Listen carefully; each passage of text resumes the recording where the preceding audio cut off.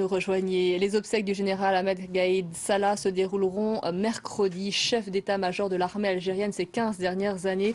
Il est mort d'une crise cardiaque, c'est ce qui nous a été annoncé. Il avait été projeté sur le devant de la scène ces derniers mois après la démission d'Abdelaziz Bouteflika.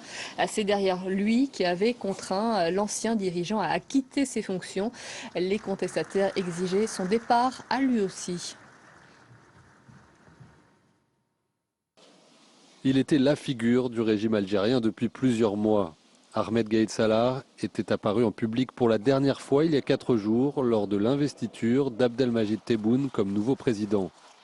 Chef d'état-major de l'armée depuis 2004 et vice-ministre de la Défense depuis 2013, le général avait été propulsé par le clan Bouteflika. Il a été l'un des très proches du président Bouteflika pendant ses 4e et 5e mandats, jusqu'à la chute en avril dernier du chef de l'État, lâché par Ahmed Gaïd Salah après des années de soutien indéfectible. Celui qui détient une longévité record à la tête de l'armée algérienne avait rejoint à 17 ans l'armée de libération nationale pendant la guerre d'indépendance. Le jeune homme avait quitté l'école très tôt sans diplôme, mais a bénéficié ensuite d'une formation militaire en ex-URSS. Malgré cela, il est resté sous-estimé par certains de ses pairs. Ahmed Gaïd Salah a une revanche personnelle à prendre pour montrer qu'il n'est pas l'officier rustre, inintelligent, très limité, qui a toujours été moqué par ses collègues, mais qu'il est capable de tenir d'une main de fer à la fois l'armée algérienne et le pouvoir réel. Notamment ces derniers temps lorsqu'il présidait le Conseil des ministres et qu'il distribuait la parole au président par intérim et au Premier ministre. Mais Ahmed Gaïd Salah retrouvait son uniforme chaque semaine pour prononcer des discours retransmis à la télévision d'État.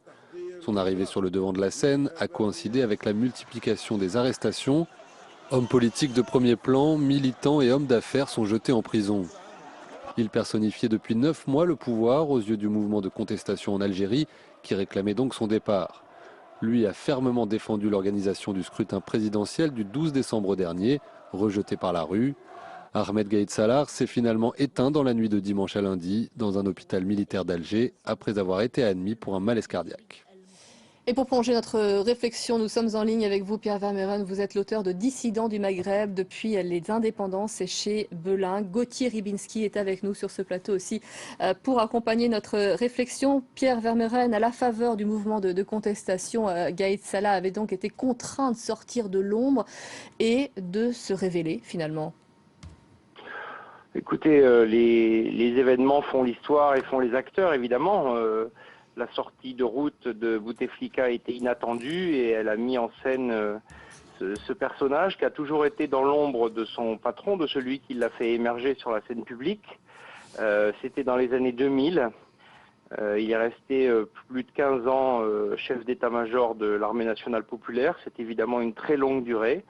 Ça en a fait un personnage central dans un état militaire, évidemment, et c'est lui qui, au lendemain de la disparition de Bouteflika et de son frère, est devenu l'homme clé de la situation. Et on voit d'ailleurs que cette mort, au moment où il a rempli sa mission, c'est comme s'il y avait une espèce d'épuisement et qu'il était vraiment arrivé au bout de ce qu'il devait faire. Gauthier Ribinski, c'était en fait le défenseur d'un système qui s'enrichissait sans se poser de questions. C'était le défenseur d'un système qui avait eu son heure de gloire au moment de la guerre d'indépendance et qui avait continué à bénéficier du soutien de la population, la population fait souvent en Algérie le distinguo entre les hommes, c'est-à-dire les chefs de l'armée d'état-major, qui peuvent être conspués et hués, et l'armée elle-même qui, elle, jouit toujours d'une grande popularité. Quand on dit effectivement qu'il était l'homme de Bouteflika, puisque Bouteflika l'avait fait émerger sur la scène, c'était aussi, si vous voulez, pour le pouvoir, pour un civil comme Bouteflika, c'était un militaire accommodant, on va dire, c'est-à-dire avec lequel on pouvait s'entendre, qui n'était pas forcément un idéologue ni un théoricien, mais qui pouvait justement asseoir une tentative de rendre un peu plus civil le pouvoir, parce que vous savez que sinon l'armée est en coulisses et tire les ficelles. Pierre Vermeuren, est-ce que vous pourriez effectivement nous expliquer le rôle de l'armée dans ce dispositif du pouvoir? Alors vous savez, l'armée algérienne, surtout le haut commandement, c'est la boîte noire du pays. Donc c'est pas quelque chose qui est très connu. On arrive à avoir les informations souvent plusieurs décennies après coup. Donc ça serait présomptueux de dire comment les choses ont fonctionné. Ce Ce qu'on peut imaginer, c'est qu'on a vu effectivement des civils qui se sont succédés, puisque Bouteflika, jusqu'à son AVC en 2013, dirigeait l'Algérie. Puis son frère a pris progressivement le relais en 2013. Il s'est imposé aux militaires et ça, c'est pas très bien passé. Et ça s'est même terminé en 2017 avec des procès qui ont été faits et la mise à l'écart d'un certain nombre d'officiers supérieurs.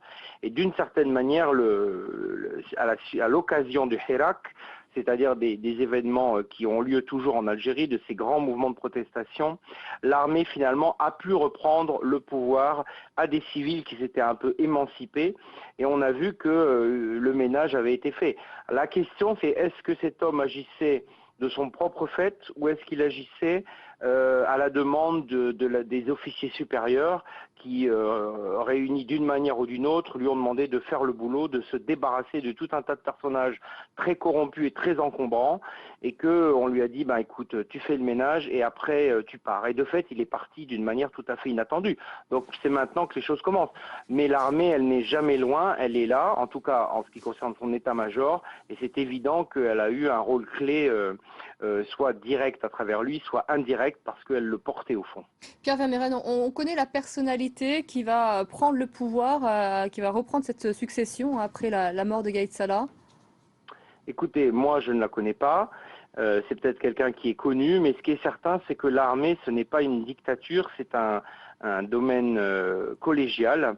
Au niveau des généraux-majors, et donc à partir de là, il va y avoir vraiment, s'il n'y a déjà eu d'ailleurs une collégialité, moi je pense que les choses étaient déjà enclenchées et que cette crise cardiaque, certainement, elle a dû survenir, sans faire de la grande médecine fiction, elle a dû advenir à un moment où il savait qu'il allait devoir quitter le pouvoir et que les choses en réalité étaient lancées et que la collégialité des officiers supérieurs s'est déjà mise d'accord, bien sûr, pour le remplacer. Gauthier Rybinski, c'est-à-dire qu'aujourd'hui, l'opposition entre la rue et le pouvoir reste la même. Dans l'attente de savoir qui va succéder à Gaïd Salah, et surtout, mais là, effectivement, je rejoins ce que notre invité dit, il y a peu de chances pour que l'armée, à l'occasion de ce décès, change d'attitude, puisque précisément, elle a vraisemblablement poussé là aussi vers la sortie Gaïd Salah, et pour justement se régénérer. À chaque fois que l'armée instille des civils ou des militaires, c'est précisément pour régénérer le système et non pas pour en être le fossoyeur. Je vous remercie beaucoup Gauthier Rybinski. Pierre Vermeren, merci à vous d'avoir réagi sur notre antenne, donc nous avoir permis de mieux comprendre les enjeux alors que l'on a appris aujourd'hui la mort du général Ahmed Gaïd Salah qui a incarné le régime algérien depuis la démission forcée, il faut le préciser tout de même.